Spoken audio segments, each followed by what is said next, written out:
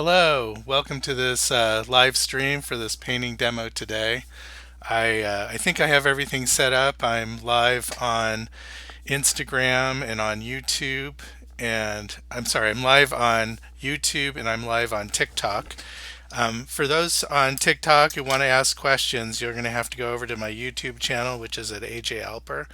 And if you go to my channel there, you can click through. Possibly my bio link will get you there also. And that's if you want to ask any questions. If you're just here to watch, that's fine. You can watch from TikTok. And what I'm going to do to start off with in my setup, I have this photo live, and I photo that's to scale, and I can start measuring and marking off some landmarks to get the painting started. So I'm just going to do the outline of her hair first, and just going to make some slight indication. I need a little bit of paint to get started with here. I have a lot of purple on my palette right now. Well, a lot of leftover purple because I'm working on a painting that has a lot of purple in it. So I have to be careful because I don't want so much purple in this painting. So I need to make sure that my brushes, I already changed out my solvent so that there isn't a lot of purple stuck in it. So you're welcome to ask questions here on the YouTube channel. I can answer them on Instagram. I want to say Instagram. On TikTok, it's going to be a little more difficult. So I have the shoulder the right place, the shirt line here, and I can see some people are still getting notifications that I've gone live on YouTube. So um, they should be joining here. Let me see. Um, it looks like I have one person online on my TikTok, and there was maybe 35 here on YouTube. So I just don't have that many followers yet on TikTok. I'm getting there. I have about 8,000 actually. Um, and I think I only have around 4,000 YouTube subscribers. Please go ahead and subscribe if you haven't, because that way you'll get notices when I post a new video or I go live. There's also that notification bell. That's really important because YouTube decides they won't send it to everybody who's subscribed to your channel if you post something, but definitely they will send it to those people who click on that notification bell, and that way you'll be sure when I do go live, even if you hadn't heard about it, that you'll be notified. Okay, and going for the base of the nose. That's here, but I need the right distance from the side. So it's right about here is the nose. I'm going to take my time doing these landmarks, as I found that that's what really gets me more quickly to the finish of a painting. Okay, I see a few people. Uh, Jeff said, "This is cool. Tough reference photo. Uh, though difficult lighting." Yeah, but I'm used to doing photos that are not professionally lit because I work from so many selfies. So that may be one of my skills now, my um, super skills. What do you call those? Ninja skills. And looks like I don't have the shape of the face quite right yet, so still going to do quite a bit of measuring here. So the side of her side of the face is in a little bit here, and it turns a corner around the jawline where the jawline meets the hair, so that's going to be right here, and then it cuts over her eye there.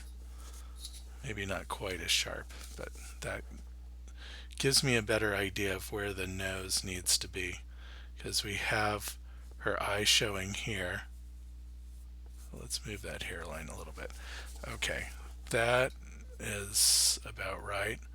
And then we have, of course, about an eye distance between the eyes. Maybe a little bit more from this example photo. So if I say the second eye is starting around there, need just a little more paint so I can see what I'm doing. And then this is the part that I always have trouble with, is the vertical location of the eyes. And they tend to move around as I paint. If I'm not careful, I can easily start to nudge the eye a little higher, a little lower, and it doesn't take a lot for it to be out of alignment with the other eye. Okay, let's start to measure the edge of the ear. I had just indicated it, but now I need to correct it a little bit. Give it a shape, the hair cutting in a little bit there. Okay, we're making good progress for 5 minutes. So I really should just keep on pacing myself, make sure that I don't go too quickly. Her face is not quite vertical, it has a little bit of a slant to it. And so I have to be careful that I'm not making everything straight up and down. Let me see. Annie here. Hi from Mexico. So happy to see you in your Instagram. And Jeff said, when I have a poorly lit photo, I use the sorrow head to get the planes of the face for the values. So that's one way of doing it. So I assume you're saying that you actually have a physical sorrow head, not just a photo of one, and then you light that. That's one way to do it. I kind of have that in my head. Right now, we know that her face is being lit either from the camera itself or the phone, or there's a light that's right from that same direction, because you can see from the highlight in her eyes and the tip of her nose that the light source is straight on. And you can see just below her chin is what you're getting is a full shadow. So this is looking much like a flash. The flash is just higher than the camera lens, so you can see that shadow that comes in the reference. You can't see me pointing on the reference, but it's right here just below the chin. And we have I would say a warm light source, because you can see the shadows looking kind of cooler than the rest of the face.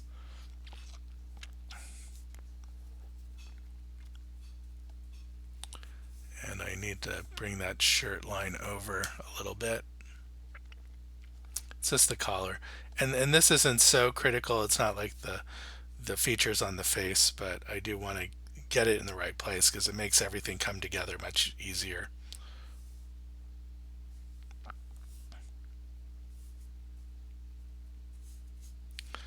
Okay, and then pretty soon I'm going to start doing the coloring part. And we have this color that comes up like that. Okay, so we just need to get the mouth in here. So this is also, I also struggle getting this at the right height, so let me measure again. This is the lower edge of the upper lip right there. She has sort of this bow-shaped upper lip, just a little bit there.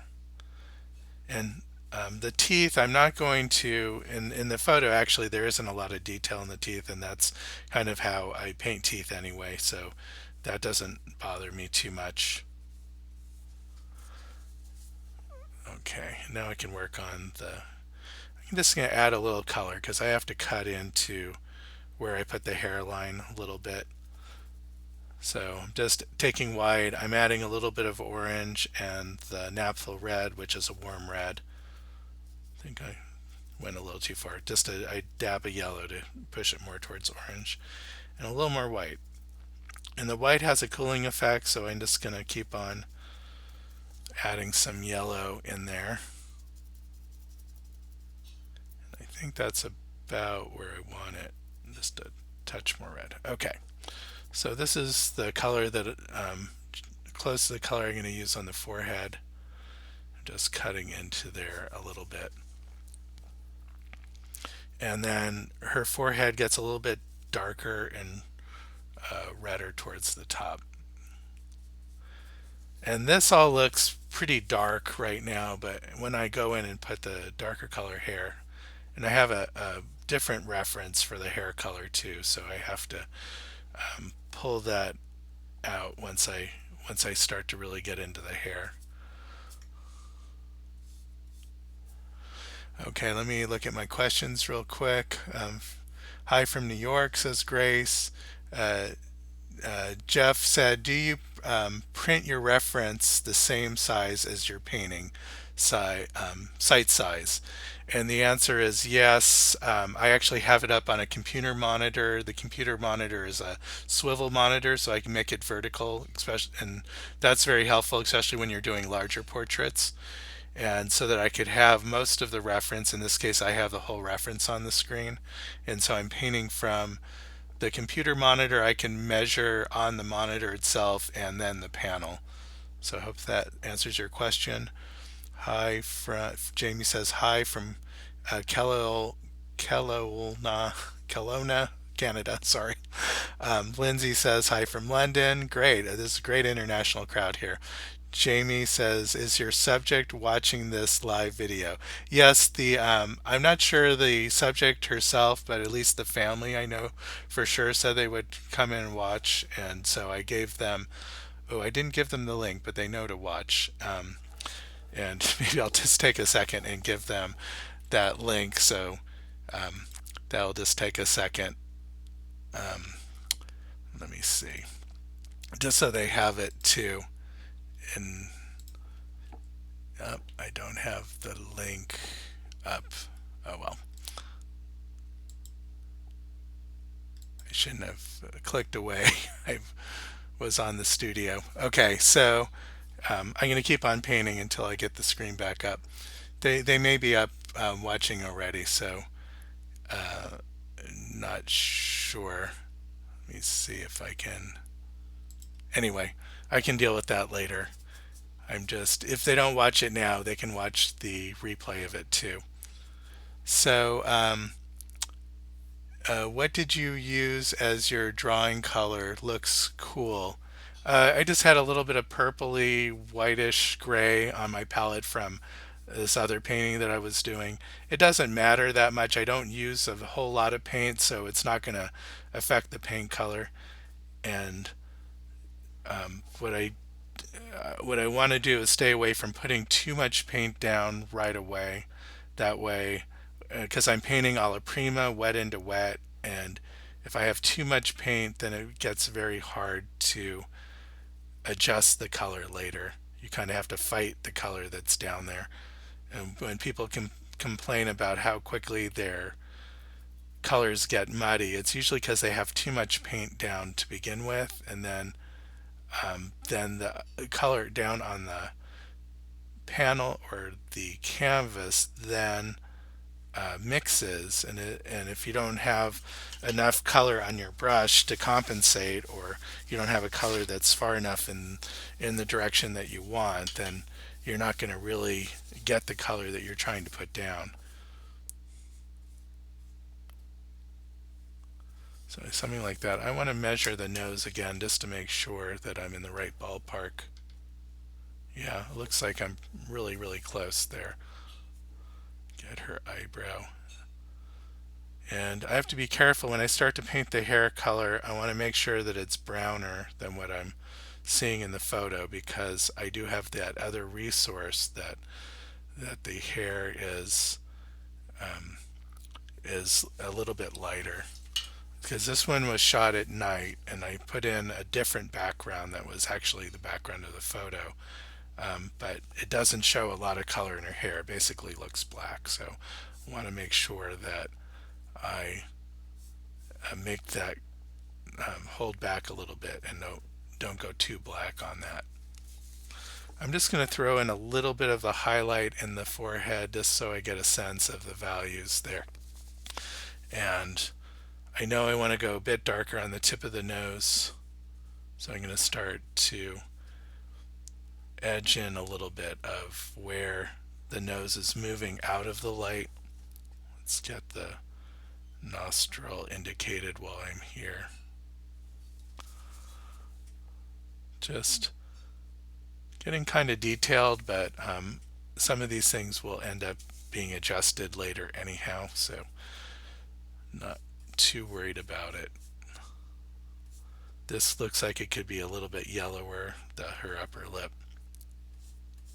Just throwing just a tiny bit of yellow. I have a tendency to go too cool and I lose my yellows as I paint because I'm adding so much white. That white just really drives uh, the whole tint or the hue of the painting much cooler. And the other side of the lip is just slightly darker.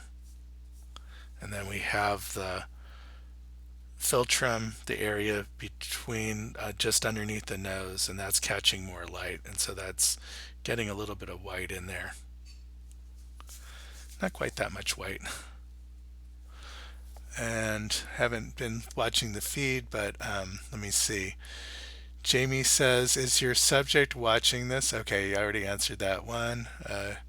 As in color, temperature, cool. Or what did you use as your drawing color? Looks cool as in color, temperature. Yeah, so I guess I answered that. Grace says, what color did you use for the skin tone? So that's a mixture of some reds, orange, yellow, and my white. And Chris says, model friends watching, amazing. Okay, great. So Chris is friends of the model. Martha says, hi from Carborough, North Carolina. The subject is my sister. We got a lot of watchers of the family. I guess the COVID-19 has really increased my watching audience here. No one has, there's not even sports to watch on Sunday, so unless it's reruns. Also, the entire family watching. Great. Jeff says, for your black end, do you usually key your darkest dark to set the value range? Not so much. I just have uh, I'm pretty attuned to the values based on my palette. I have a gray color back behind. I just know from mixing and seeing the intensity of the colors when I mix things with white, how about what value area that I'm in. And sometimes I'll throw in a dark, but I already know that I'm almost a black underneath the chin. I'm mixing a little bit of the lip color now. I've mixed a red using my quinacridone red, but that's very cool and I really want it warmer. So I'm going to throw some yellow in there to get it in the right hue.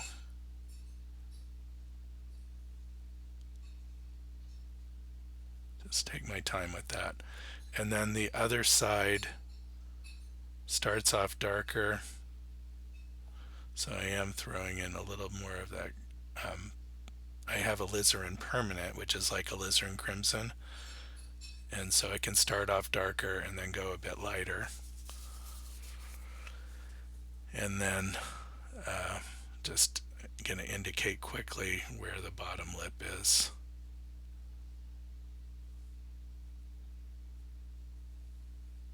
Something like that. I've given her a little bit too much space for the mouth, so I'm going to have to adjust that, but it looks pretty close to where I need it to be. Let me see. You are absolutely amazing, sir. This is Ayushi. I love your work. Thank you. Grace Johnson says, where are you? I'm in Baltimore, Maryland. Um, and she says, I love your style. Thank you. And so we've got how many people? We have 35 still here. We have, I think, 7 on TikTok. Come on, TikTok people. If maybe some of you have left TikTok to come watch me on YouTube, there's a little bit better view there.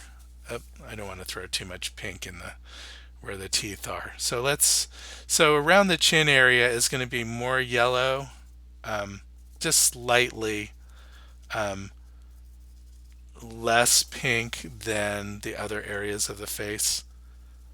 Yellow, green, but I've got a little bit too much yellow going. So something like, maybe it wasn't so yellow, so something about in that range.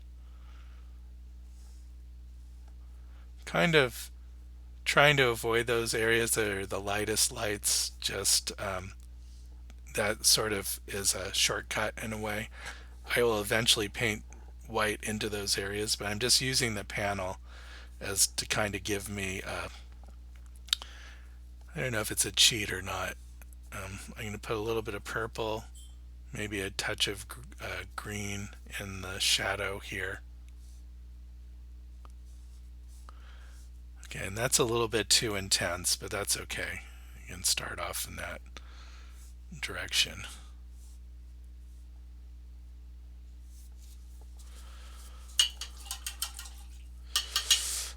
Okay, and let me see. Jeff says, what do you use to measure paintbrush, knitting, needle, prospect? I don't understand. Oh, to measure, I just use the paintbrush. I hold off part of it. So if I was measuring the side of the panel to the, or let's just say the side of the face to the edge of the nose, I just hold off that much brush, and then I can move it over to from my reference over to the painting, and then mark off that much distance. It's just I never had put too much thought into it. It's just was the easiest thing to do when I first started, and I haven't changed that much. I've been thinking about buying one of those fancy caliber measuring things, but I haven't yet. And I think they run about $30 or so. Um, I guess just out of laziness, I haven't purchased one yet. Okay, indicating a little bit of the hair, but I remember I do want to go browner here. But her dress looks, at least in this photo, looks like it's charcoal gray or black, and I'm just going to make it that. It doesn't need to have a color. And I do want to save a little bit for her pendant there. I can indicate where her necklace is. Okay. So I'm going to start with a little bit of her cheek color. Usually I start right in on the eyes. I haven't done it on this one. Don't know why, but just haven't. And that's looking a little bit darker than I want for the cheeks, but that's okay. And going back to getting a little more yellow in there for underneath. That's too yellow. Okay, I'm just throwing more paint into these pools of color as I'm adjusting them. That's a little bit better.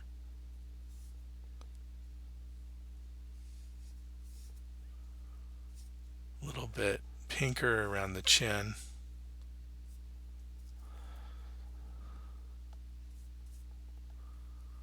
And then we have starting to head towards shadow here, the side of the face. Especially where it starts to go underneath the hair here. Now I have to remember the lightest part of any form is going to be the part that's facing us, because that's where the light source is.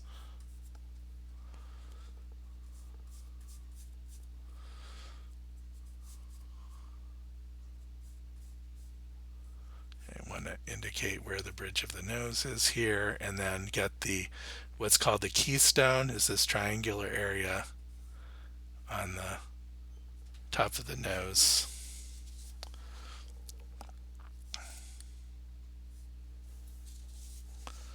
And I'm going to get a smaller brush here. It's not so small, but it's a smaller flat.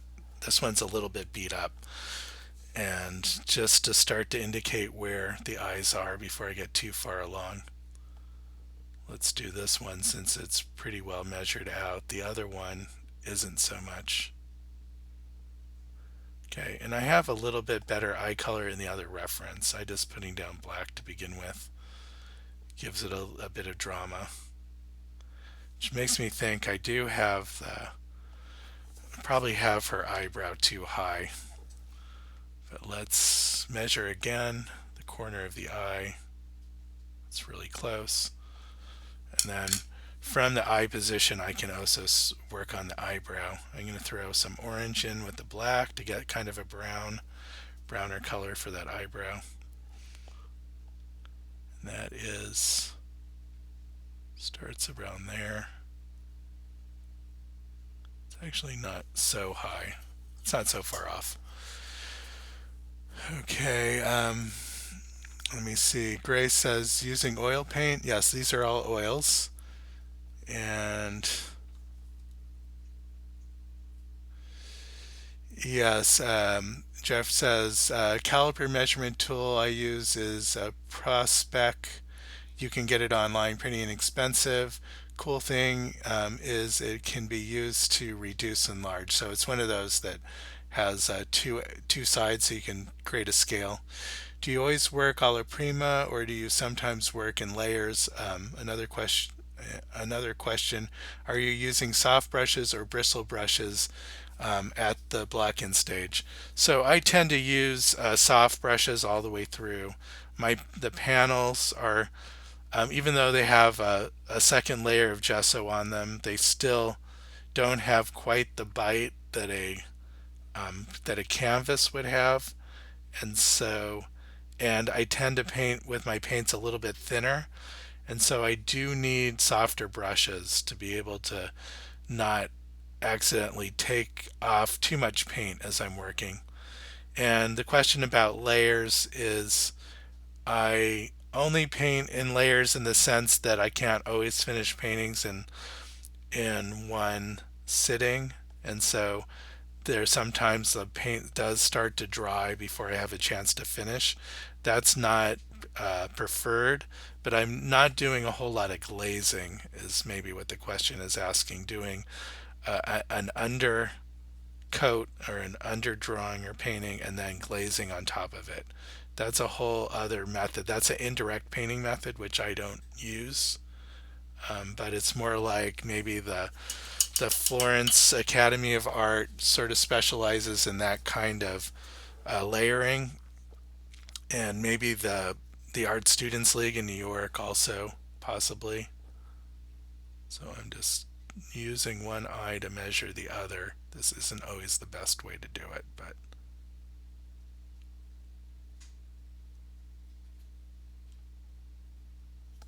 something like that. It doesn't look wrong, but I'm going to measure anyway.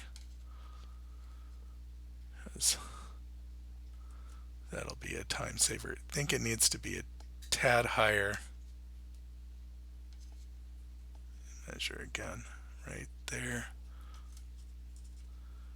It's really close, so let me make sure the other direction, the horizontal direction, is right. It's pretty close. Okay, so I'm just going to keep it there for now. I can adjust it a bit later. Maybe just throw it just a tad higher by adding the eyelashes just higher. I think that'll get me in the right place there. Okay. And then I have to, of course, then lower that other eyebrow, which is something more like this. And okay, so I'm just going to paint over that old eyebrow. So people often tell me how their colors get muddy, and it's because I think they don't know how to paint from like over a dark color that's down or over a light color to get a dark, and that just comes with practice of knowing how wet the paint should be and how much paint to put down, and how light or heavy a touch you should have to get the paint to do what you want. And it's not that hard, but it does take some vigilance and some practice.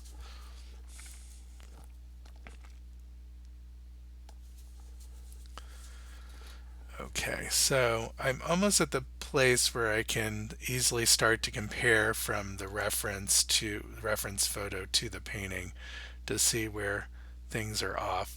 It does look like this eye here needs to be come up a bit higher here. It's just more the angle of the eye. And then for the white of the eye, I'm going to use something like a greenish, bluish gray. There, it's not catching a whole lot of light there. And then from the other side, it's more of a neutral gray that's coming in. And if you get these values right, you don't really have to put in a whole lot of detail in the eye because your brain kind of figures it out. It's amazing what your brain will do in terms of understanding what it is that it's looking at, and it doesn't require a whole lot of information to do that, but it does require that the information that's there is fairly accurate. Okay, well, lots of questions here. Do you work alla prima or sometimes work in layers? Okay, I got that one. I use softer brushes. Jamie says, do you blend and mix color on the canvas for edges? Yes, I do, but I try not to do too much blending because because it just looks fresher if you're putting new paint down and trying to get those transitions with additional brush strokes. So you can have a hard edge between two areas, and if you come in with a traditional transitional color and paint right in between the two, that will create a kind of softness, but it will look fresher than trying to blend the two areas together. And then you can also bring in a third color or hue, whereas if you just blended those areas together, you couldn't. Jeff says the soft brushes must help to avoid cutting through the paint already laid down. Yes, that's a big part of it. Thanks for the tip when working wet into wet. Oh, you're welcome, Jeff. Okay, so in the chin just now, I'm just jumping around. I need to come in a little bit darker here on the underside. And then I'm just going to make her lips a little closer together here because I did give her too much tooth area, however you want to put that. And then from there I can just throw in a little bit of highlight on her lip where we see the light is hitting. And then I'm going to throw some dark in the corner of her mouth. I'm going to go right to black here. Even though if I was painting a subject live, that wouldn't really look black, but it does in the photo. And that's the value structure that I have. And then her teeth from the edge are going to start off kind of a cool gray and then get lighter in the middle. So let's do that. And that's going to help create that sense of dimension that the teeth are wrapping around. I went a little bit too dark here, so I'm going to work white back in the other direction.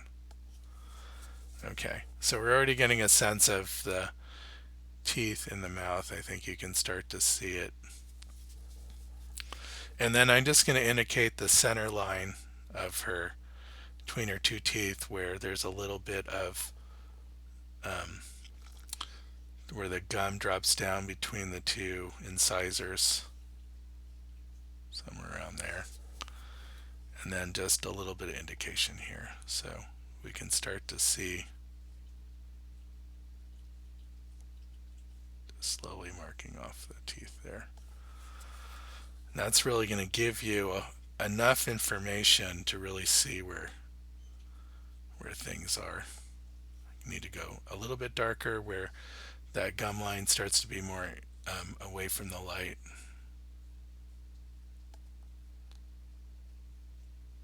I think I need to go a little bit closer there. Just being very careful. And then the underside of that lip is darker, so I'm going to hit that. Okay. Oops, dropping my brush here. Okay, and I think I can see the bottom edge of the nose. I'm just comparing to the photo. This actually comes down a little bit lower. And then the nostril is right in here somewhere. That's a little bit too heavily indicated. So I'm going to try to fix that as soon as I can get the right color on the brush.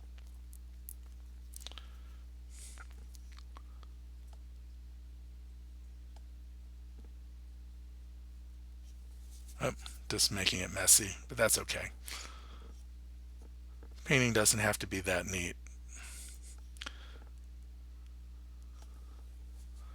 Just need to go a little bit lighter. The underneath flap of the nostril is catching the light a little bit right there. But then we have some reddish shadow on the outside of that. So let's get the right color on the brush here. Somehow too dark. Okay, something like that.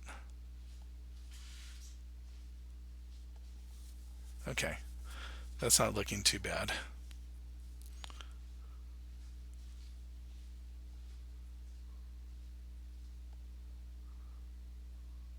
So what I want to do is think across forms. So if I'm looking at the bridge of the nose, the keystone cuts in here, and on the other side it has sort of the side and the front, but both sides have to be related to each other. That's what helps us see the perspective and helps create dimension.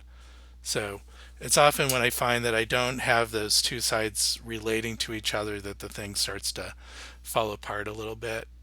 And that's real easy to do when you're working from a photo. You can be copying shape to shape, but you can forget about making those relationships work, the contour from one edge of a form to the other. So constantly have to remind myself of that. Going a little bit redder here. I want to fill in these cheeks a little bit so then I can get the sense of the greater part of the form. So let me see. So Jeff says, Gray says, brain info, very interesting and helpful. Thanks. Jeff says, looks like you're mostly using round brushes. Are they your preferred shape? Actually, this brush is a flat. It's a number 6, although I think it doesn't relate to other 6s that I have. It's much smaller. And this is another number 6 filbert. It's just a little bit beat up. I'm on my 5th painting using the same brush, and I'm usually using just this one. Sorry, I'm just holding it there. So yeah, that's a filbert. It's also that golden Taklon fiber, which is soft. It's a synthetic brush hair. And the maker of this one is Royal and Langnickel. And the line is Zen. You can get it at Michael's. It has this very nice metallic handle, which I kind of like. And the ferrules are glued on a little bit better than their next cheaper line of brushes.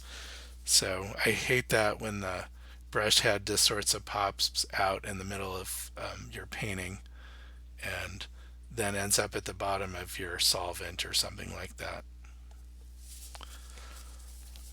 Just indicating a little bit of the edge of the hairline. I'm going to use mostly black here, even though the hair color will be adjusted eventually. Okay, so let me get the cheeks roughed in so I can start to get that better sense of form.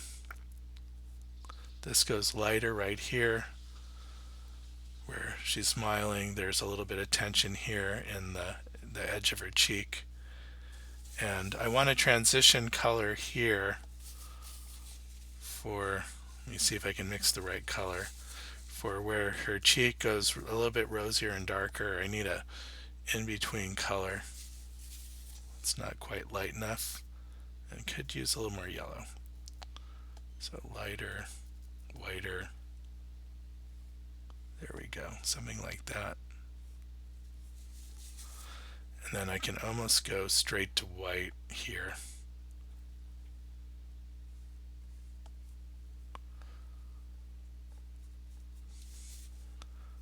Get some of that, more of that transition color with a little more white coming up in here. And this comes along the corner of the eye and into the eyebrow area. So I'm going to lower that eyebrow again.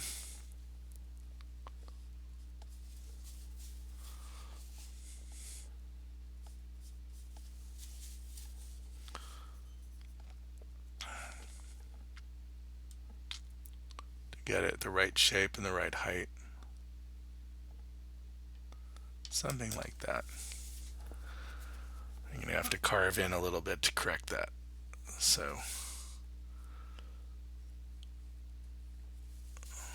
must be, I must not be starting it in the right spot. It must be a little bit further here. Arches, hits the point right around there, and then comes back down. Okay, well that's close enough for now. Looks like I'm making her forehead a little bit too big, so I'm going to take a measurement there. Yeah, I need to cut into it a little bit. Something like that. Okay. Let's lift this eyebrow still up a little bit the other way. I think that looks good.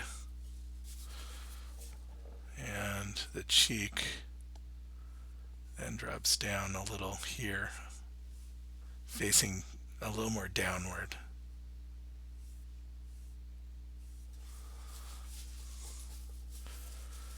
Okay, and then let's get that other cheek going. Same idea. Gonna make a transitional color. Yep, got some black or something on the brush from the eyebrows, so got to clean that up. Make sure I'm not contaminating parts of my palette too much if I want some clean colors here.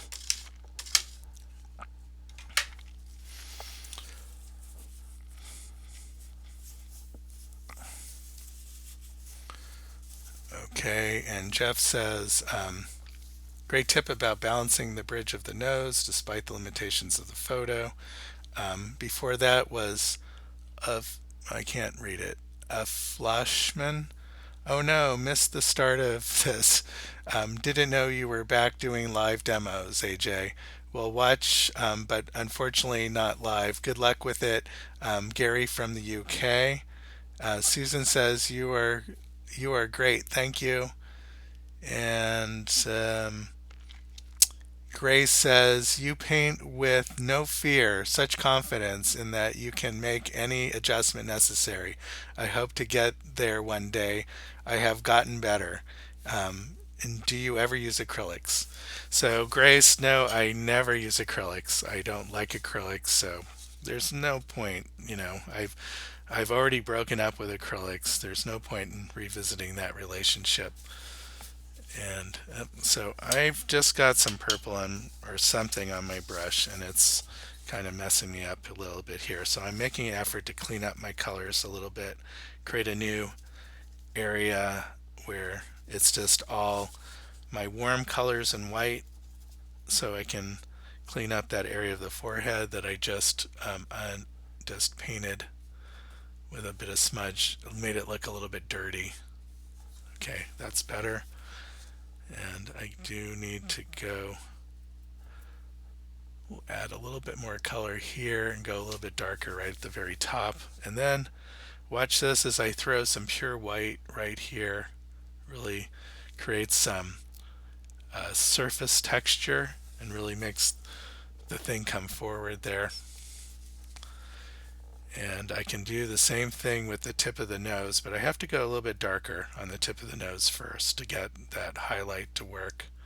And this is something that's called the catch light. It's the area of the nose, the ball of the nose, which tends to, no matter where the light is, will catch a highlight because it's round and shiny, and round and shiny things tend to get highlights, catch the light from whatever angle it is. So I'm going to take my flat, my number 6 flat, which is a lie because it looks like a number 4 or something. Or maybe this filbert is not really a 6, maybe it's more like a 10. But anyway, I'm going to take a nice bit of white paint, and I can try this several times, but I'm just going to go for it there and just throw a highlight in. I'm going to make it a little bit shorter. Okay, and that just gives me a sense of the tip of the nose. I think I want it lower. So, and it's a little more triangular. And I'm going to cut off the top part of it a little. Okay, I think that's where I want it. I can always adjust it.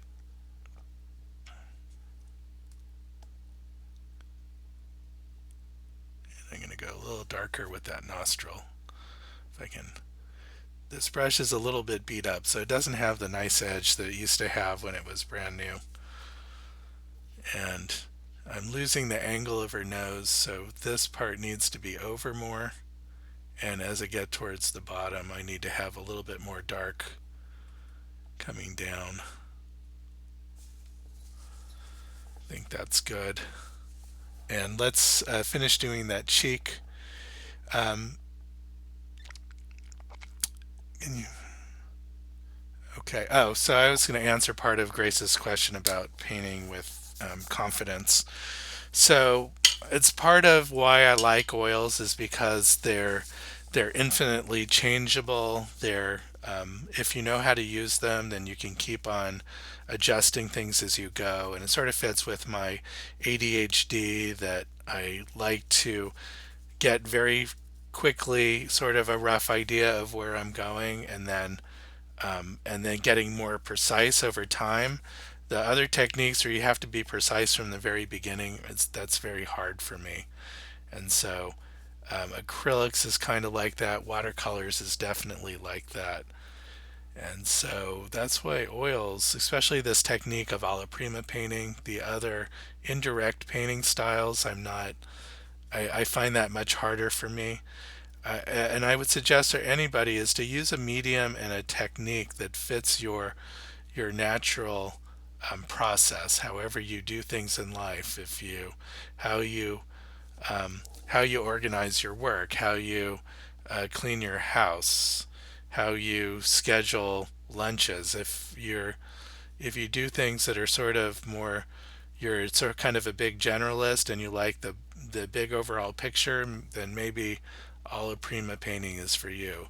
If you need to have like a very precise schedule and you need to know where everything is and everything in your house has a place, and you're a little bit of a neat freak, then probably indirect painting method is probably more the kind of way you want to paint. But sort of getting to that idea of being able to change easily the, the the painting and the colors, the features as you go.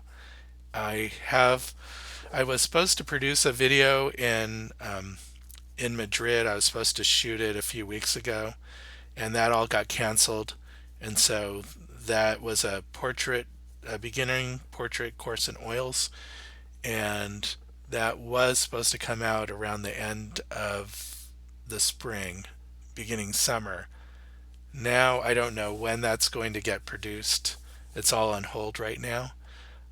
But a lot of information in that course will be about how to control the paint to be able to change and fix and move things around easily.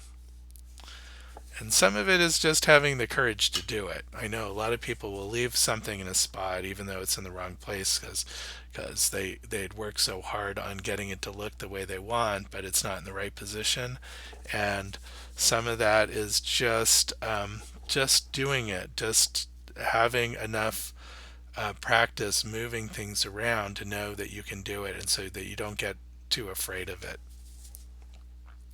Just going a little bit lighter in these in the dimple area of her smile, and then a little bit darker here in the underside of her. Okay, I need that a little bit warmer, so I'm throwing a little bit of black with red, and then I just threw in a little bit of yellow there to get it just a bit greener. That's too green. Some more red. Okay, this is the color I want just for the separation between her cheek and her upper lip. That looks about right. And then I need to go darker too, just slightly. So a lot of these slight, very subtle value transitions that sometimes you see in photos and on a live model, it's easy to over exaggerate those, but it's those very subtle transitions. You don't need to go from very light to very dark. It's really the subtle changes that help your brain understand that something's turning in space. And so just be sort of appreciate that you don't really need to have such a strong change for to get that form to turn. Okay, so now I have to work a little bit with her chin shape. It looks like I didn't really focus in on it to get it the shape that's in the photo. So this then comes up the edge of her chin here where it transitions into the jawline. And I can just go a little bit darker there. Let me see.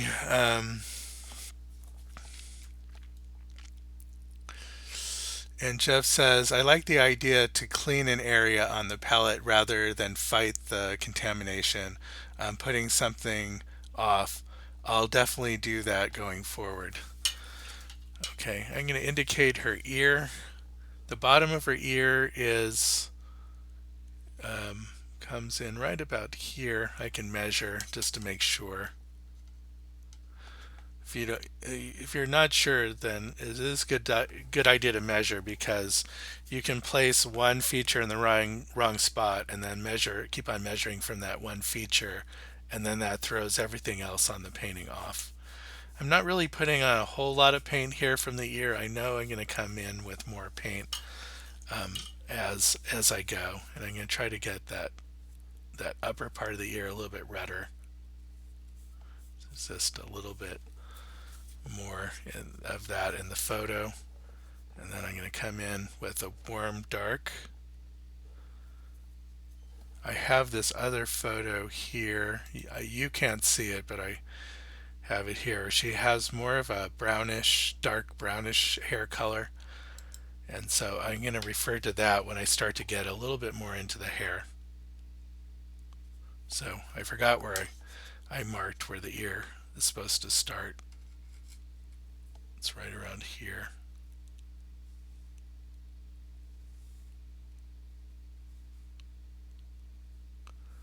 And I don't know where the top of the ear is either, so I'm going to measure that. So it's right about there. And one more measurement from the side.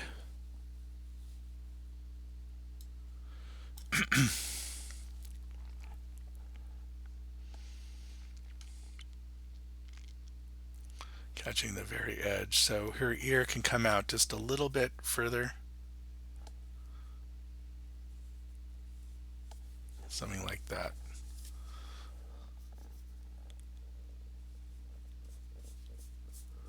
Okay, so that's looking pretty good so far. Got a sense of form and quite a bit of likeness going. Doesn't look like anything's terribly off. So now then it just becomes a matter of getting the rest of the areas of the painting filled in, and then making some fine adjustments. So sort of fine tuning. So I'm going to mix a whole bunch of hair color based on the other photo. The darks are pretty close to black, but they have a bit of red in them. So this is my darker hair color. I'm just going to create a spot there. And then I'm going a little bit warmer, oranger for the lights. Something like this. I think a little bit redder. There's two areas. There's more of a grayer mid-tone color there, so if I just add a little bit of white to this darker area, nope, yep, something like that. That's just a little bit too cool, so I'm going to throw some red in there. Okay, so and then I have my lights, which are a little bit cooler. They almost have a little bit of purple in them. So I usually don't pre-mix these colors, but because I'm working from a second photo, it's going to make it a little bit easier on me. So I'm going back to this photo and want to remix some of that color.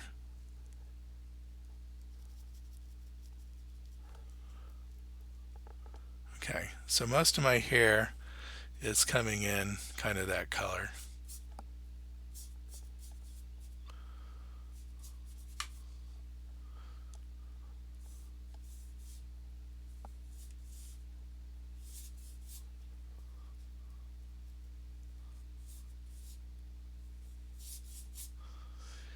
And this looks pretty close to black. It just has a little bit of the red in it.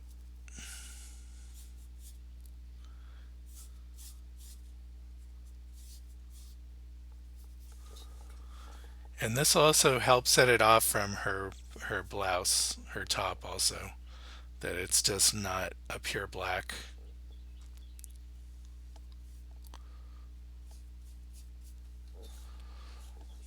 Here I can come in with the secondary color here. And then the highlights are going to be something like this. You don't have to put in a lot of detail for the hair. It just can be indicated. I know some people who like to paint like every strand of hair, and but then they miss the overall sense of the shape of the hair sometimes when they do that.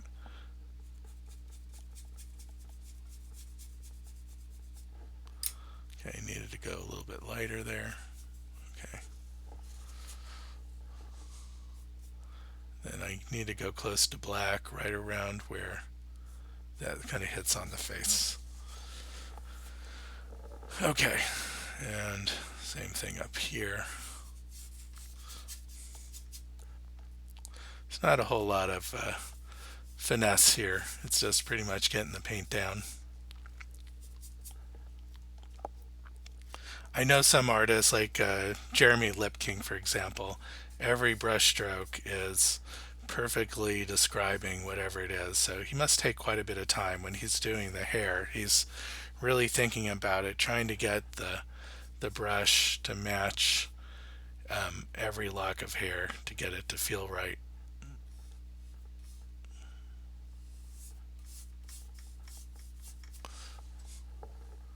I'm not being quite so careful here.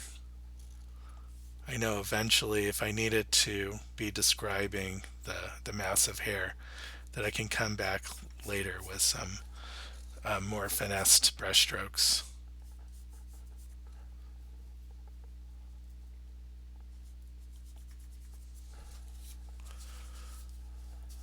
Okay. So some more questions. Um, it's interesting that you didn't have to throw in a dark for the hair and can see the values without with the white of the panel putting you off. It must take a lot of experience to be able to do that. Um, yeah, I think it does. I was just thinking about the missing dark of the hair. LOL. That's from Jeff. Grace says, "Yay, okay, I'm going back to my love for oils." And Grace says, "How long have you been painting?" I've been painting for about 30 years since I've gotten out of art school, but only doing portrait painting for the last 4 years or so. And so I've just really decided to get into it recently and wasn't that good at it to begin with, but I just practice all the time. I'm doing practice pieces when I don't have commissions, and that's really helped my skill level improve tremendously. And in fact, I've created a new Instagram page, which is just kind of like the portfolio of my work over time. And you can really see from the beginning pieces and I'm still haven't completely populated that gallery, that page, but right now it still only goes back 3 years. I'm not quite to present time yet, but even the 3 years ago from 4 years ago, you can really see quite a bit of improvement in the work. Well, the message there is keep on practicing. Doesn't matter what level you're at, it's always going to help your skills improve. So here I'm just putting in straight black. This is a black called Chromatic Black. It's made by Gamblin. It's essentially two complementary colors mixed together. It's quinacridone red and phthalo emerald, and they're perfect complements, and they make a nice transparent black. And that's all you need. Okay, we're getting in about an hour or so into this painting. Pretty good progress, just because my measurements so far look like they've been pretty good.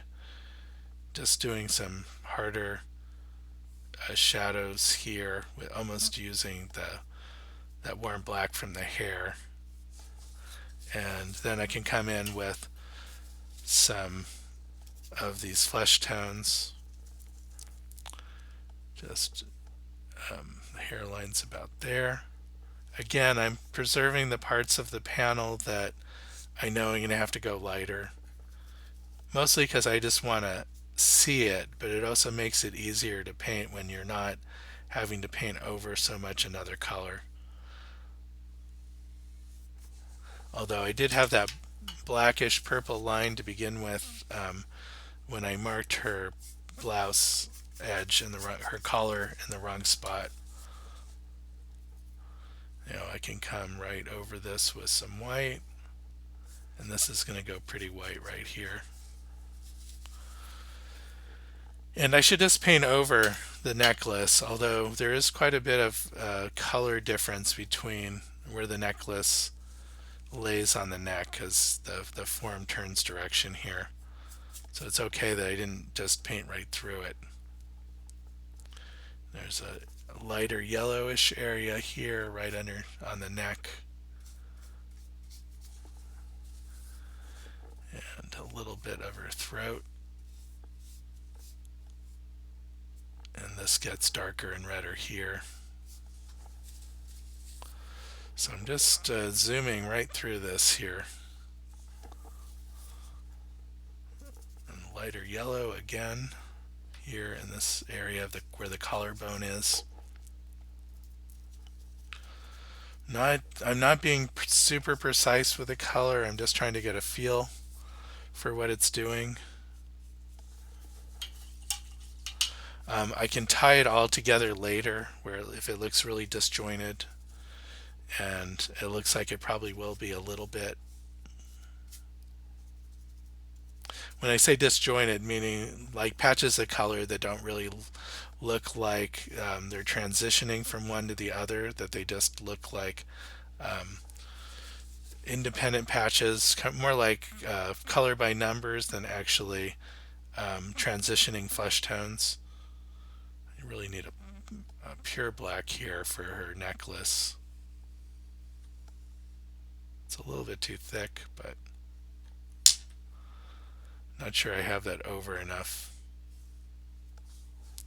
That looks about right now that I'm looking at it.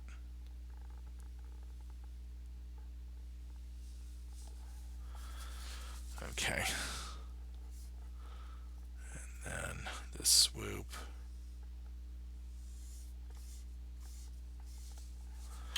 Okay, and because that black is so transparent, I have to come in with additional passes of black to get it to look a little bit more solid.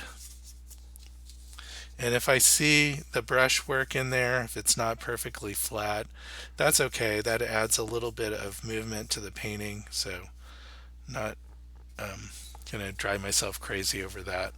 Let's just fill out this last little bit of hair, which is close to that reddish black there. Okay, and then got a little bit of open panel here. It's a little bit on the straight red, kind of pink around the edges. That got a little dirty.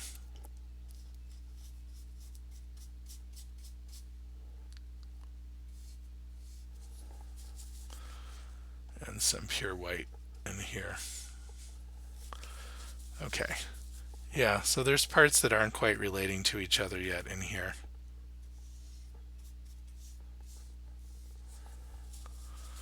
That's just going to take a little bit of work and making sure I'm pulling out bits of the anatomy.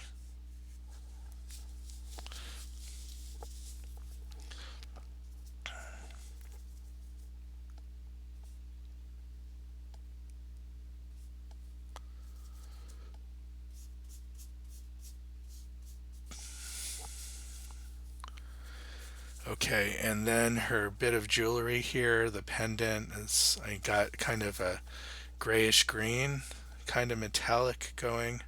And the thing about painting metallic, the thing that makes something look metallic is the high amount of contrast that's there.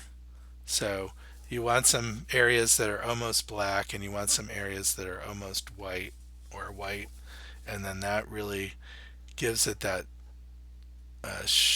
metallic shininess thing that happens. Doesn't take a lot, so it's already starting to look metallic there.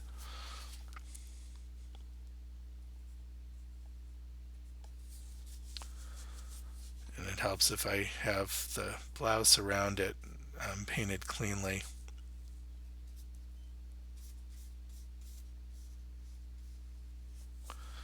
Okay, you saw how long that took to paint, all of about 30 seconds.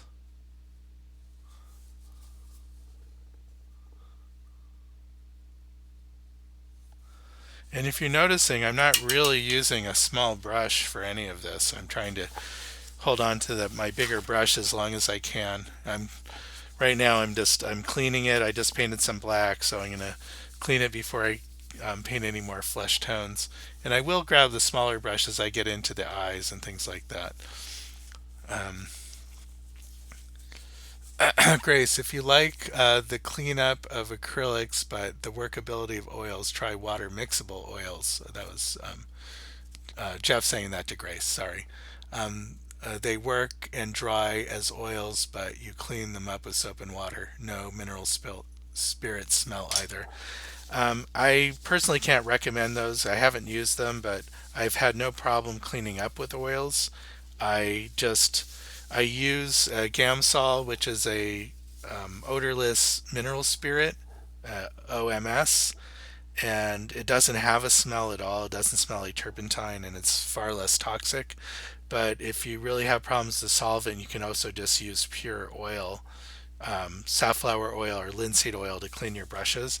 And then you don't really need water or soap or anything to clean them. You just rinse them with the oil or the solvent and then wipe them off, and they don't get stiff or anything, and they keep their shape. So not really, I haven't really introduced soap and water except to wash my hands when I'm all done. So I'm not sure you really need the water miscible or the water mixable paints.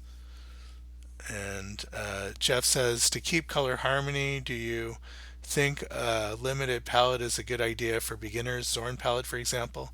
Well, I can recommend the Zorn palette because it has no blue in it, and that's a real challenge for beginners to try to make blues out of black and white. But you can add blue to that palette. But I do recommend a palette with 5 colors, a yellow, red, blue, a black and white, and then from there you can mix about just about any color. But that isn't the same as a limited palette. A limited palette, the idea of a limited palette is that it it doesn't have the full color range in it, so it keeps all of your colors naturally harmonized. And I think that just depends on how you work with color, whether that's a good idea for you. Susan says, "Are you using burnt umber for dark areas?" And that's no. I'm using black and mixed with my warmer colors on the palette to make a dark warms. And Grace says, "Must skin tone be exactly same for the painting? You mean matching my reference?" It doesn't have to be. Or you mean all of the skin tones? No, I pick out areas of the skin that have purples and greens in it. This photo, I don't see a whole lot except in the shadow. There's a bit of green.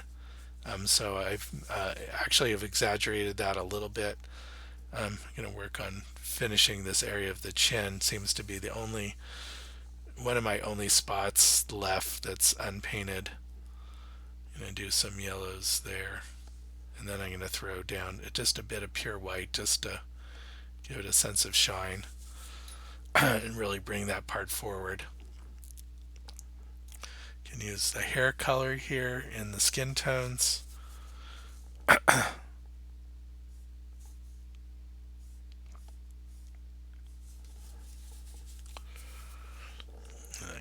this line up a little bit tighter.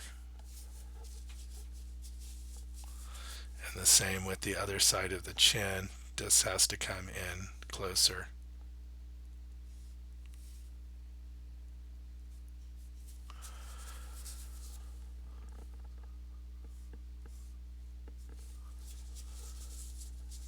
Okay. So now I'm at the point where I can start to make some adjustments. I want to throw in a background color though before I get too far. And I've mixed this greenish, bluish, pale color that kind of matches the color I anticipated in the background here. It's actually picked up from a different painting that I did that the client liked. So that's just a starting point. This one, I'm going to work the colors as I see that it needs. And this is a good color because it really complements all of the warm color in her face. Lots of blues on this side. The other side will have more, a little bit lighter greens. And I think I want to go a little bit lighter as it gets towards the base of the painting, and then darker towards the top. Okay, you can come in with that same color here on this side. Maybe it goes a little more purple in the photo reference I have, and then I want to go greener and yellower. Right now I'm just matching kind of what's there already, but I can easily change that. There's nothing preventing me from deviating from that. Okay, that gives me a good start on the background. Sometimes I come in with the background earlier if I need to adjust the silhouette shape of the painting. Okay, so we're about an hour and 10 minutes into this, and it made really good progress. I'm going to start now. This is where things get a little more refined. So overall, I got the overall shape of the head. This is where I start to make my adjustment first, adjust some of the drawing a little bit, and then I'm going to come in and try to adjust the colors that I see and try to get a greater sense of form. Just obliterated that edge of their hairline. Okay. So adjusting hairline here, just little things that I see that are different than the photo. So I can move edges. And this is what I was talking about. You can move things easily in a painting. You just have to have enough knowledge of how much paint is down there and how much paint you need on the brush, how wet you need it, and how hard to push to get the effect that you want. And there I'm starting to see smaller areas of color that I want to throw in, and this will really create a lot of interest, more color interest in the painting.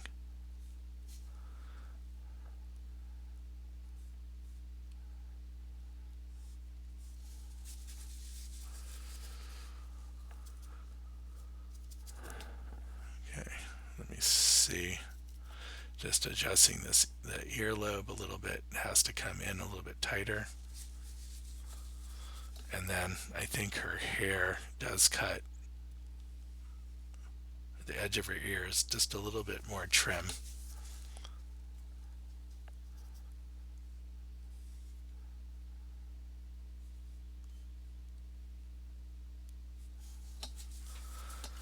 Okay. Then we have a lighter area inside her ear right here. And these are just, I'm trying to keep it more the bigger general shapes for now. But a lot of times that's enough to really start to get the idea of something. Like I said, your brain fills in a lot if you are accurate with some of the bigger ideas. So already I can start to see that ear moving back into space.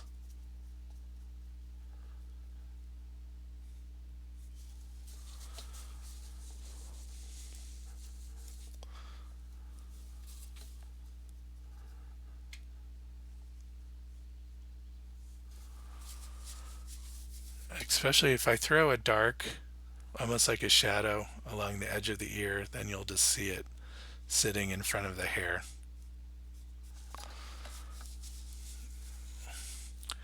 And then just for fun, I'm going to throw in a little bit of purple here, as if it's catching a light from the side. That just will give a little more volume to the hair by throwing in some reflected light.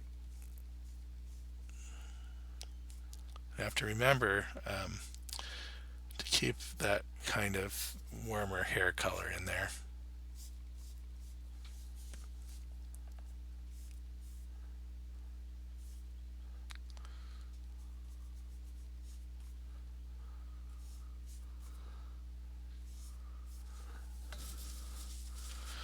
Okay, let me see. Jeff says, really enjoying the live stream. And let me see. I was trying to see how many people I have on TikTok now, but I can't really read it without my glasses. It looks like 14, but I can't be sure. Really enjoying the live stream. Oh, you TikTok people, if you want to see a little bit more, you can go to my YouTube channel. That's AJ Alper. And there's just, you can also see the references I'm painting and some of the questions that people are asking on on YouTube, sorry. And on YouTube, I'm sorry, unfortunately I can't answer your questions on TikTok because I'm unable to read them where my phone is positioned. But if you do have questions, come over to YouTube and I can answer them. So Grace says, thank you so much. Appreciate the valuable instruction. And Grace says, by the way, looking good. Okay, so far looking good. I do need to give her a little more hair on this side. Make sure I'm really getting the whole, all of her skull there. Sometimes people will not give people enough area for their brains to be because they don't paint enough volume in the top of the head. It's a real easy mistake to make, but your eye often catches it pretty quickly. Okay, I think there's enough there now. And I actually have to trim a little bit on the other side to be accurate to the shape.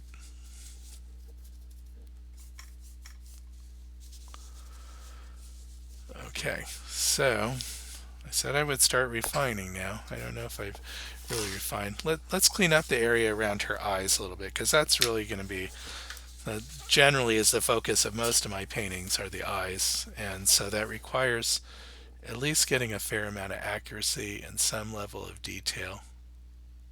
Not a lot of detail, just some. Enough so that you can see that the whites of the eyes are spherical, that kind of thing. So that just requires just hints of color or value change. I need to indicate, even though I have a hard time seeing it in the photo, indicating where her eyelid is. I think it's something like that. And I'm going to correct the shape of her eyeball a little bit. So that just needs a little more white here. That's looking good. Let's restate that edge of her eyelid. Just really want to, even though I can't really see it in the photo, I really want to start to see a little bit of the form there. And I know the center area of the eyelid is going to be lightest because that's where our light source is coming from. And then I'm just going to use the edge of my, I need to put more white down before I do this. I can throw in the highlight of the eye, and generally a lot of times that's just pure white, but it's just a small spot usually, and you can use a small round or a detail brush to get that. Right now I don't have my detail brush out, I have my flat, so I can use the very corner of the edge of the flat. I'm just getting a little bit of paint on it. I don't know if you can really see that, but from that I can just touch it to where I want to. So it's just a little bit of white paint that sits right on the surface, and that I may have hit that a little bit too hard, but you get the idea. I can always cut it back a little bit, and that just jumps out now. It's just amazing how just that little bit of spot of white really makes the whole thing shine.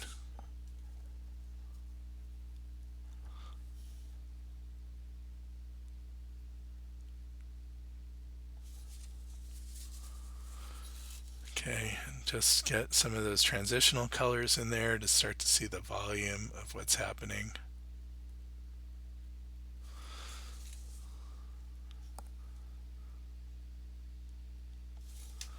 Okay, well, I can't see it in the photo, but I'm making her the edge of her eyelid a little more pronounced.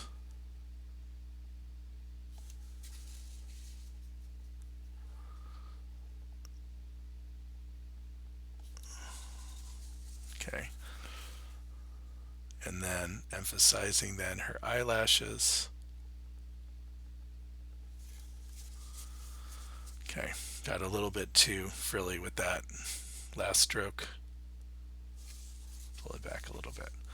Okay, so now her eye area is starting to have a little bit more dimension. Let's throw some red in the corner where her tear duct is.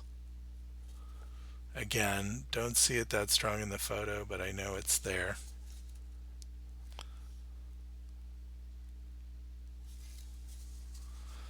And then that just is another tool to get a little bit of dimension. And then we have starting to see the edge of the nose here a little bit more pronounced.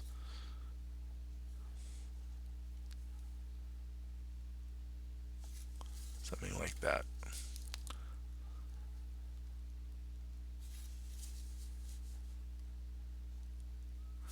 Okay, I'm hanging on to that big brush right now, but I mean little brush, but I should probably change it soon. So let's see if I can get something similar quickly with the other eye. Make sure I get both eyes looking in the same direction. That can be a challenge sometimes because it's just little things that make the eye look like it's looking in one direction or another. And sometimes it has to do with the amount of light that you have in the white of the eyes on one side as opposed to the other.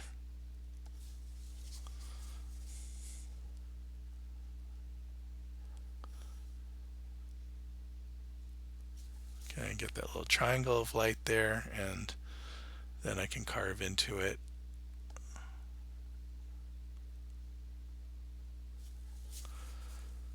And then again with the eyelid on the other side, something like this.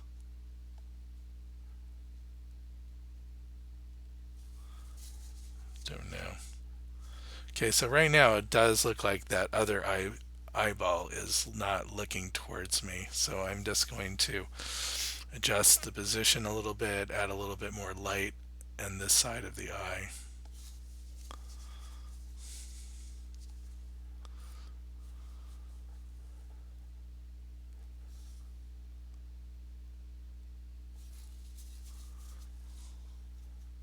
Okay, just making some fine adjustments there to get it to read. And then I'm going to throw in that highlight too.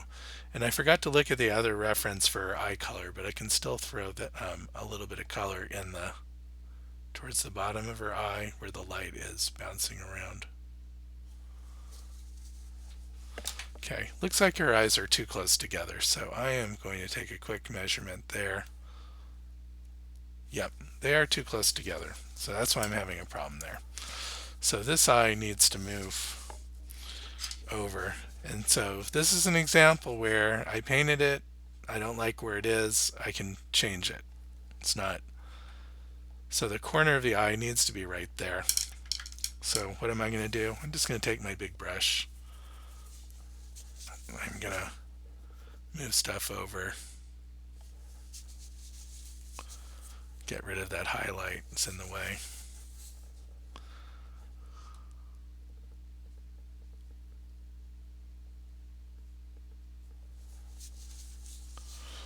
Okay, already feeling better already, even though that's a mess over there.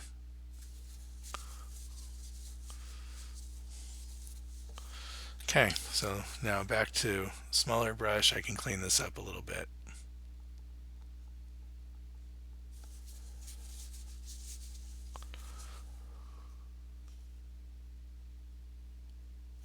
And before I do that, let me get another measurement real quick.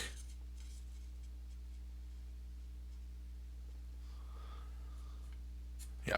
So between the time I said I didn't like the position and the time that I've moved it over significantly, it's only about, I don't know, 15 seconds. So, I mean, that's what we're talking about when we say, like, don't be afraid to repaint something if it's not if it's not right, if it's not where you want it. 15 seconds to correct a painting that's going to be around forever. So, just do it. Don't I mean, if you see it and you know it needs to be changed, then just do it. If you don't see it, that's a whole other thing. But okay, now I can restate the eyelid over here.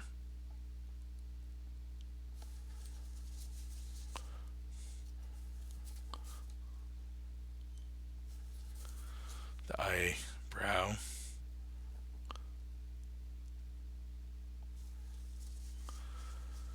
Okay, and I'm going to throw in that highlight now.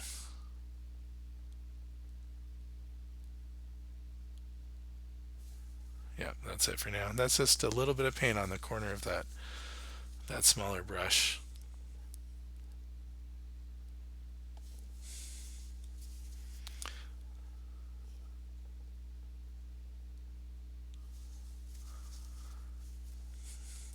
Now, if you look at some of like 19th century realists, how they painted eyes, it just looks like they've painted the whole thing in like 3 strokes. Like a quick little dash for the outer part of the iris, a little dot for the pupil, a white dot on top of that, and they're out.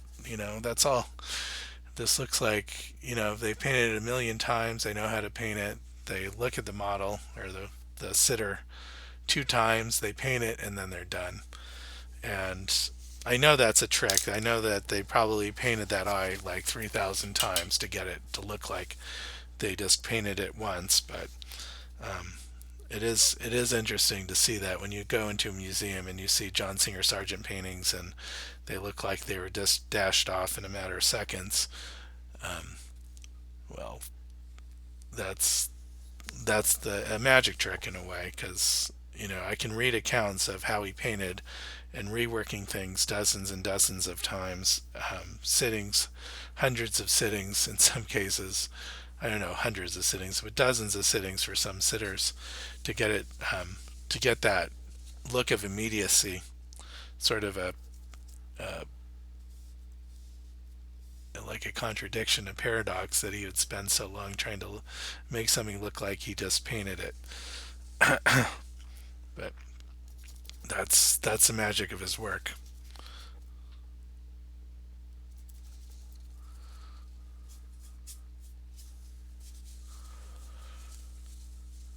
Okay, gonna give her a little more cheek on this side.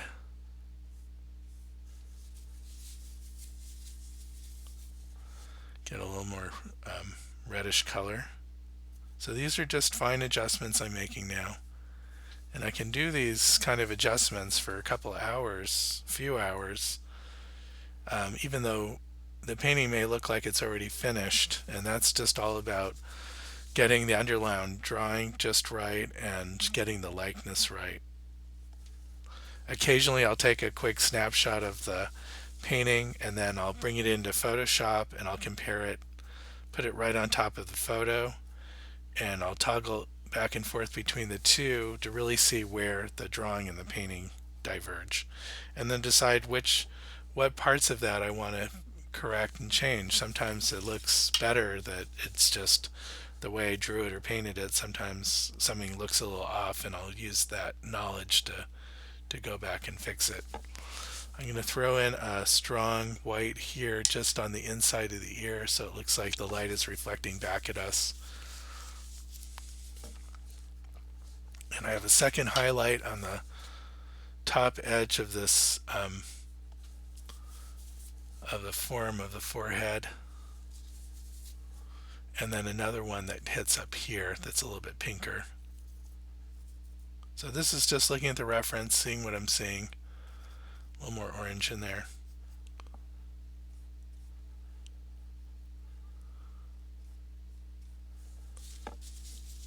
And those kind of little things, that kind of accuracy does really help your eye understand, because you're just pulling from the photo things, the little edges and things that help us see it kind of spatially. And it's those spatial effects, the edges, the transition of colors and values, especially the texture and movement of the brushstroke sometimes adds even more depth because your eye follows that edge around, and then you can start to see it like, yes, it's moving forward or backwards in space.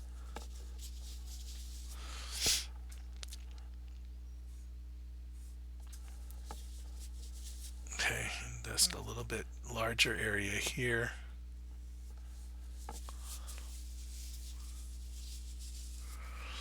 And I'm missing a stronger contrast here along the edge of the nose.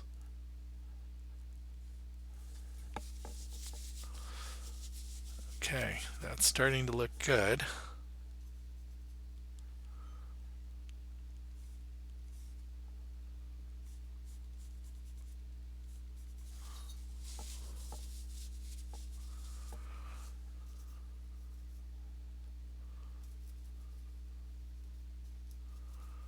Let's get a little bit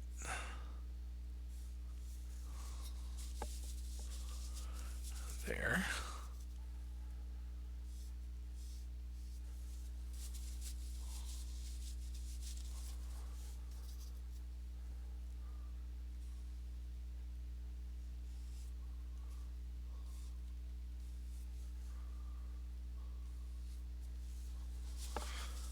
Okay, just really close to where I want it. It just doesn't look quite refined enough, so this is where I have to be careful. I don't want to overwork the piece, but I still want the accuracy.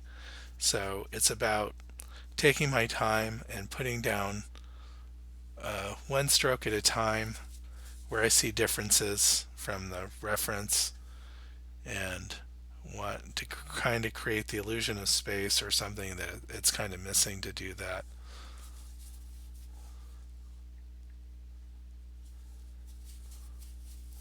So along this area here, I'm not going dark enough along that outer edge of the eye. It has a bit of orange in it. So I'm going to put that in. Needs to go darker. So I'll go darker. Needs a little more turning of the form near the hairline there. So I'll go a little bit darker. And then I can see I'm missing a little bit of the pink color in her cheek.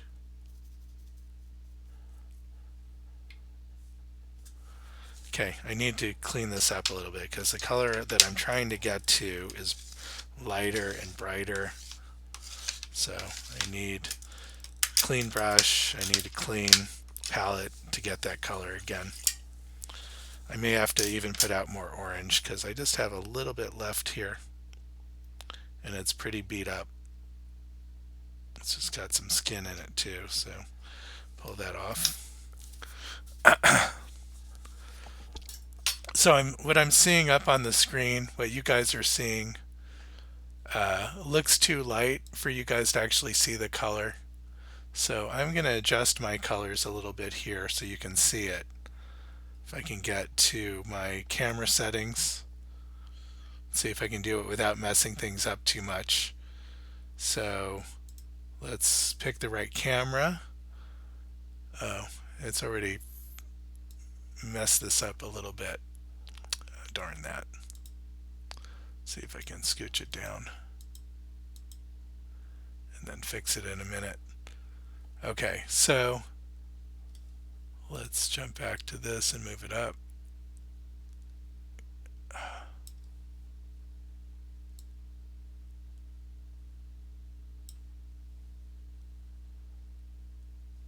Okay, something like that.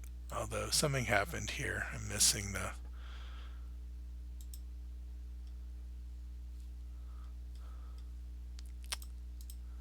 this thing. Just give me a second to adjust.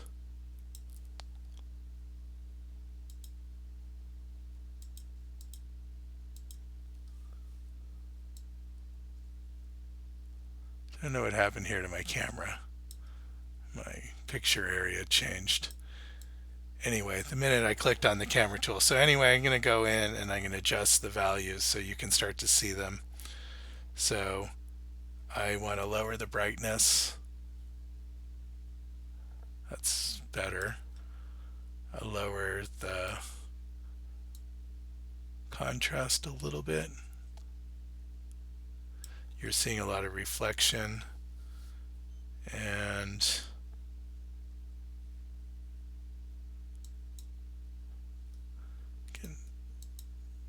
I'm out a little bit. Okay, there's the whole thing. I see it now. We're close to the whole thing anyway. So from there you can start to see the colors a little bit more, even though I have a lot of the light that's lighting my panel is a little bit too far to the side, a little bit too straight on rather, so it's interfering a little bit. Let's see if I can move it without tearing my whole setup down. Okay, that might be a little bit better. So let me just adjust, make it a little bit brighter.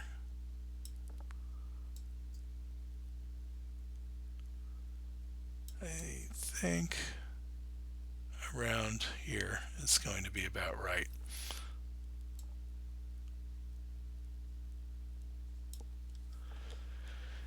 Okay, I can't make that perfect, but it's not bad.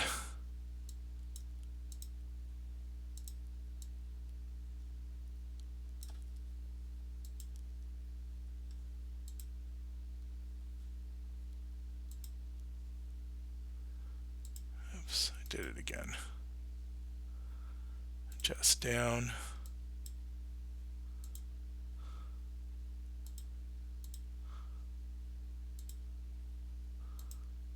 Okay, I probably bored you guys here with all this. This is the kind of adjustment stuff I do before I go live, but sometimes it does get out of whack, so I have to come back and fix it.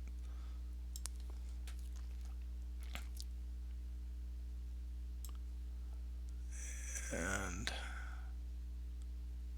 yeah, I think that's not bad. Okay, it's not going to be perfect. There's not super professional lighting on this thing for this, and I'm going to save those settings. Okay, that's where it is.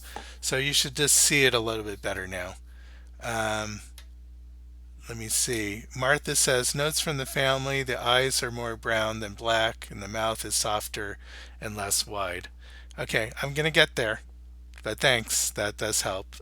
Looking great. Says Martha. Jamie says, do you ever step back and look from a bit of a distance? Unfortunately, I'm in this tiny little space that makes it really hard for me. And then live streaming, I'm all wired up, so it does make it harder. But I like to be able to at times. Grace says, love the much needed info on the skin tone. Thanks. Grace also says, just for fun, throwing in some purple here. There's the joy in painting. Yep.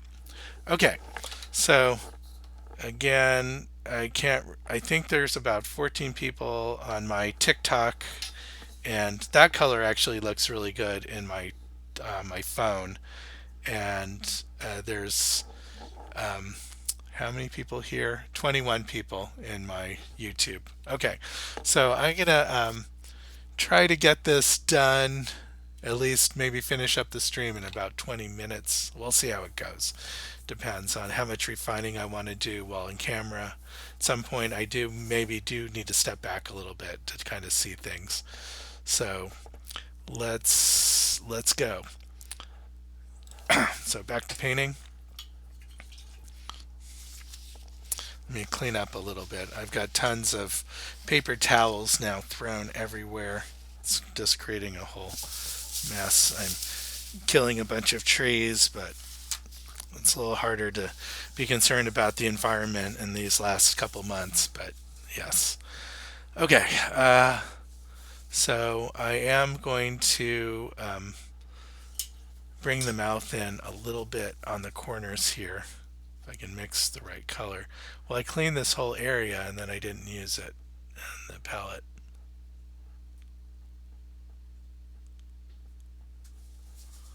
So just sometimes these changes can be so small, but like I said, your brain picks up these subtleties so easily. So that's why you have to kind of be patient and um, be observant to get to capture the expression right.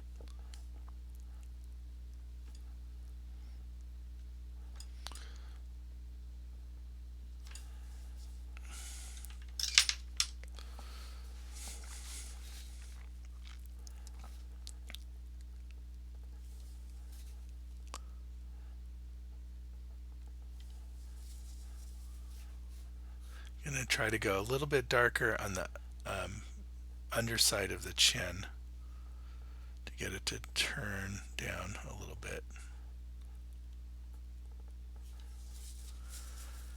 And then come back in with that dark shadow.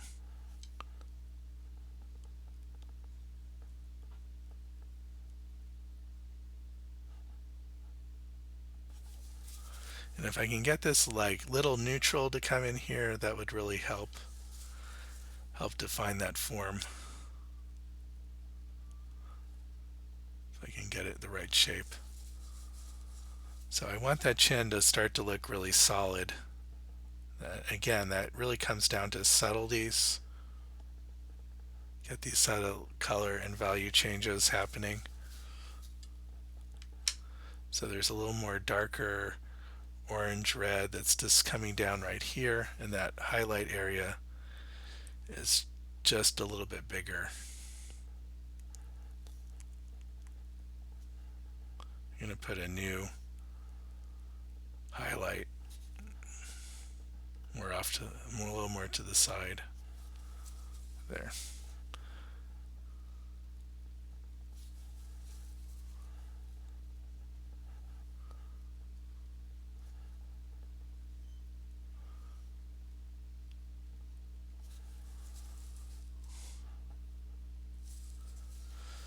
Okay, then I'm going to again correct some of the shape of her lips. Get this a little higher here.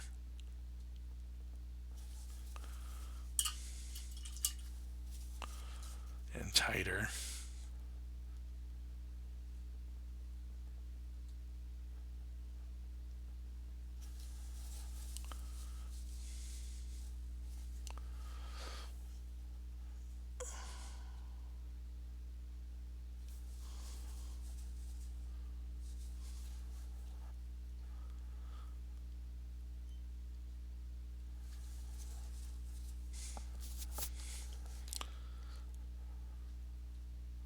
So I'm just looking at little areas here that are different than the photo, and I can come in and adjust.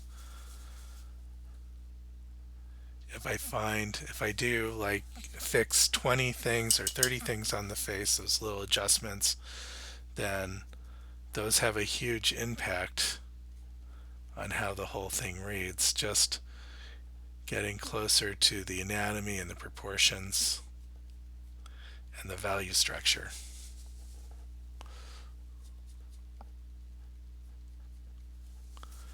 Little things that the sense that there's light reflecting in from the side. If I don't look at those values in the photo, I'm not really going to see it. It's not going to read.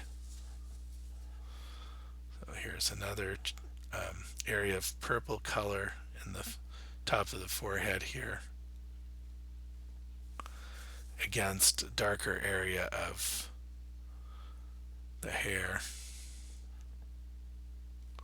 There's like greens or something coming in here. Don't know if that's like a little bit of gray hair or something else happening, or the light is catching it there. And I can't really see the part in the photo, but I know it's there. So I'm going to pretend like I can see it and put in a little bit of coolish scalp color.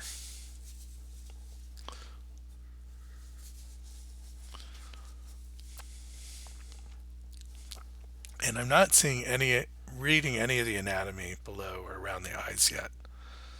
So just want to start to put in things that help it read.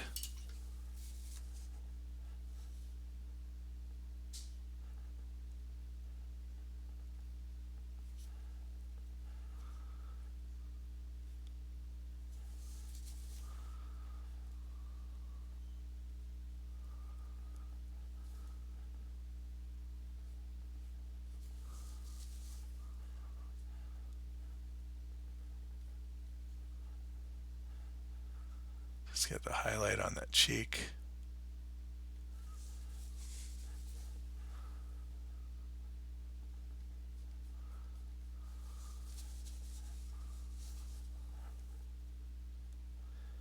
There's a little bit of crease on the underfold of the eye here.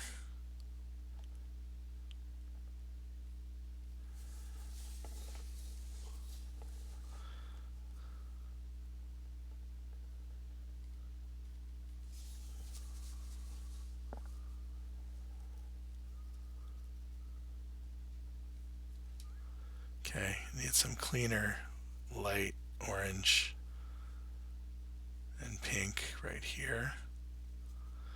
Cleaner meaning I need to go really light, but you still need to be able to see the color in it.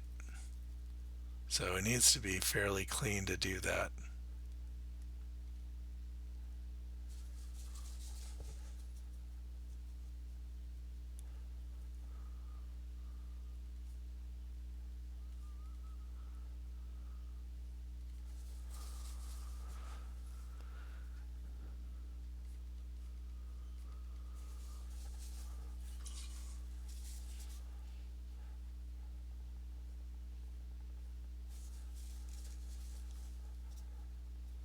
Okay, I'm getting a little quieter here as I paint.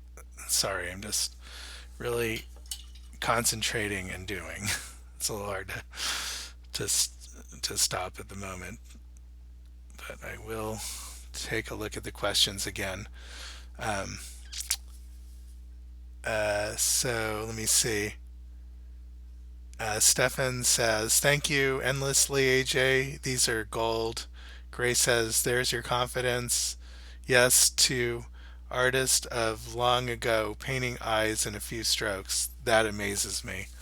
Okay, so I'm going to take a look at my other reference real quick and try to see what color it is. So the eye color is there's kind of a reddish brown color coming in here, or orangey.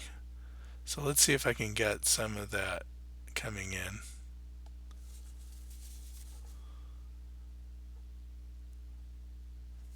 Something like that. I may have to restate the pupil.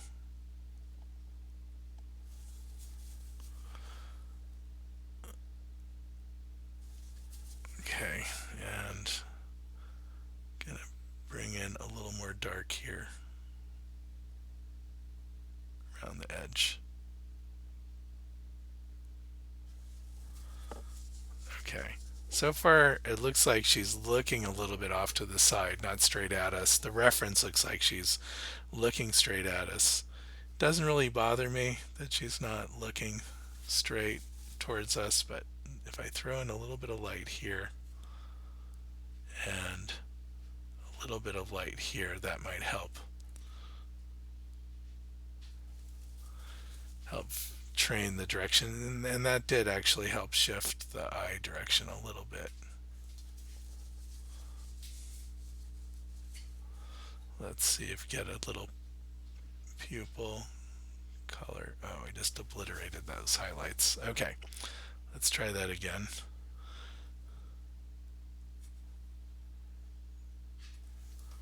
Okay, that's good. All right, so now I need to see like where things aren't reading properly. So really got the eye color in. Just for fun of it, let's go just a little bit lighter in one spot here to really make them look a little more luminous.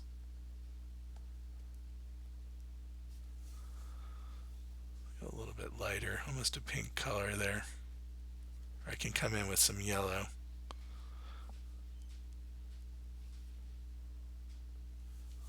Okay, there we go. All right, so back to my other reference. Wrong reference, this one.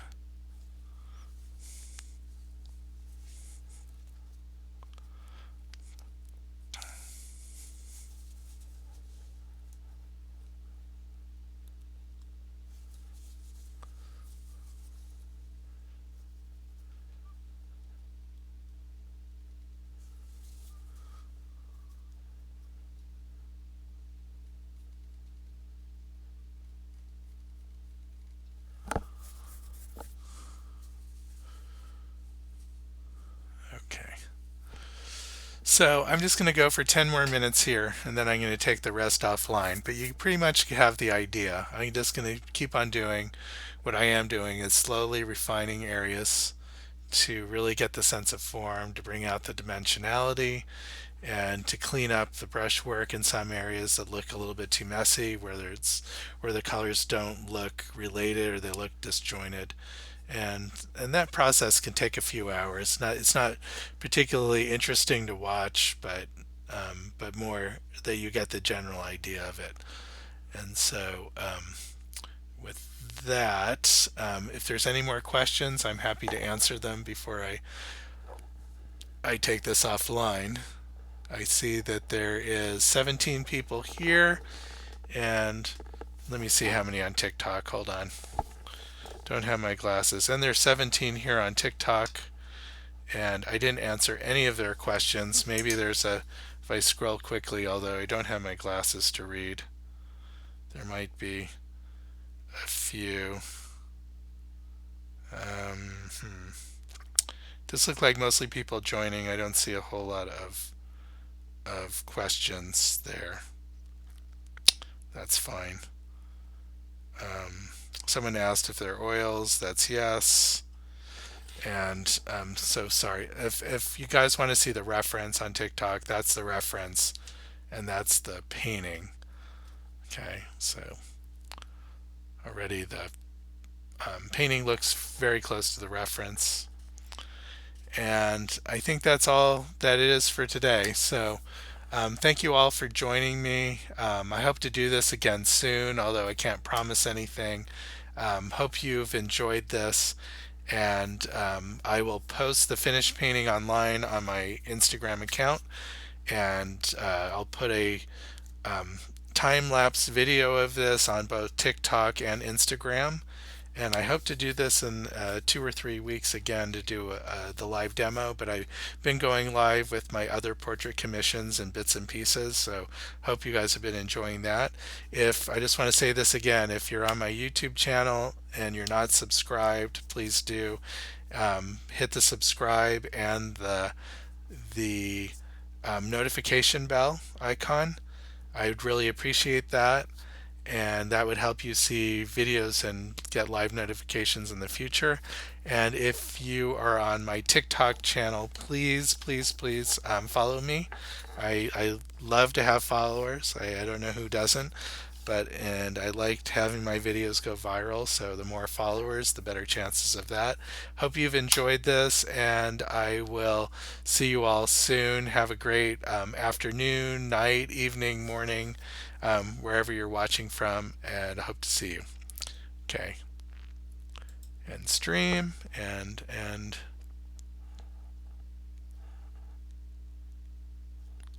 we're out.